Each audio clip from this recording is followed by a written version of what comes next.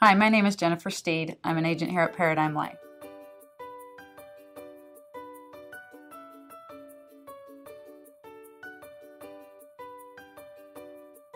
Today, this is your quick financial tip on children and their view on money and value. So I would like to begin by discussing value exchange, and contributions. So I like to use different words that represent positive values.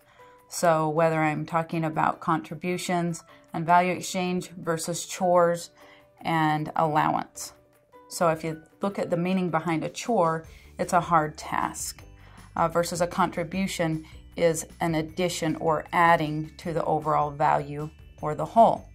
And allowance is an expected sum of money for not necessarily an exchange of value.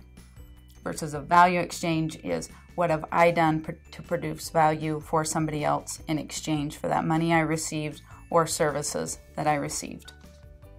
Also, I like to use the words being a producer or a consumer. So a producer typically produces economic value, so pouring into the bucket or adding value. And a consumer utilizes that provided value.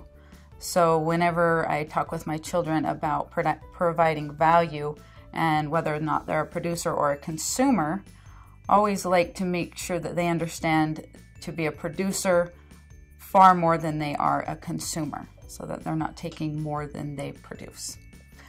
Speaking to that, one way that I allow my children to create value in whatever form that they choose is I have a value exchange jar in which we sit down together and brainstorm on chores or tasks or value exchange contributions, whatever you want to call that. I call this their contribution jar.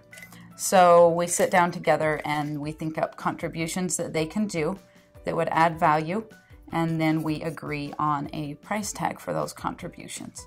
So there's no limit to how much they can earn every day or every week.